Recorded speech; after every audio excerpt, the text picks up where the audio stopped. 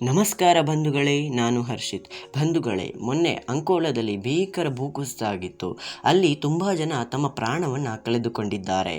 ಕೇರಳದ ಲಾರಿ ಚಾಲಕ ಅರ್ಜುನ್ ಆಗಿರಬಹುದು ಅಥವಾ ಮತ್ತೊಂದಿಷ್ಟು ಜನ ತಮ್ಮ ಪ್ರಾಣವನ್ನು ಕಳೆದುಕೊಂಡಿದ್ದಾರೆ.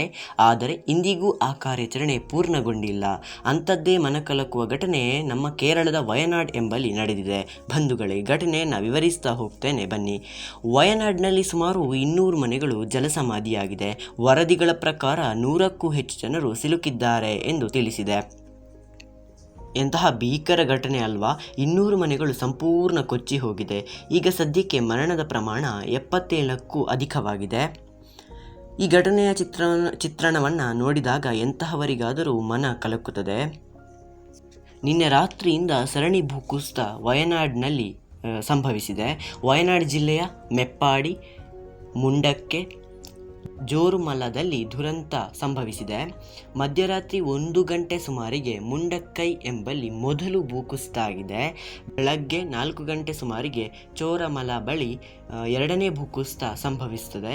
ಮಧ್ಯರಾತ್ರಿ 1, 2, 4 ಗಂಟೆಗೆ ಹೀಗೆ ಭೂಕುಸಿತ ಆಗ್ತಾ ಹೋದರೆ ಜನ ಏನು ಮಾಡಬೇಕು?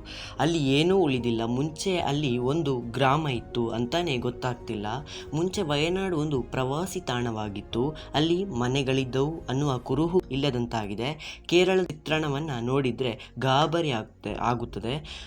ಅಲ್ಲಿ ಏನೇನು ಆಗಿದೆ ಅಂತ ಏನೂ ಗೊತ್ತಾಗ್ತಿಲ್ಲ. ಅಂತೂ ಹಚ್ಚ ಹಸಿರಿನಿಂದ ಕಂಗೊಳಿಸುತ್ತಿದ್ದ ವಯನಾಡ್ ಈಗ ಸ್ಮಶಾನದಂತಾಗಿದೆ. ಅಲ್ಲಿ ಬರೀ ನೀರು ಮಾತ್ರ ಹರಿತಾ ಇದೆ. ಮನೆಗಳೆಲ್ಲವೂ ಕೊಚ್ಚಿ ಹೋಗಿದೆ. ಈಗ ಈ ಘಟನೆಗೆ ಸಂಬಂಧಿಸಿದಂತೆ ಕೇಂದ್ರ ಸರ್ಕಾರ ಹಾಗೂ ರಾಜ್ಯ ಸರ್ಕಾರ ಎಚ್ಚೆತ್ತುಕೊಂಡಿದೆ. ಅಲ್ಲಿಗೆ ಭದ್ರತಾ ಸಿಬ್ಬಂದಿ NDRF ತಂಡಗಳು ಆಗಮಿಸಿ ಕಾರ್ಯಾಚರಣೆಯನ್ನು ಚುರುಕುಗೊಳಿಸಿದೆ. ಬಂಧುಗಳೇ, ನಿಮಗೇನನಿಸ್ತದೋ ಅದನ್ನು ಕಮೆಂಟ್ ಮೂಲಕ ಮೆನ್ಷನ್ ಮಾಡಿ. ಧನ್ಯವಾದಗಳು ವಿಡಿಯೋ ನೋಡಿದ್ದಕ್ಕಾಗಿ.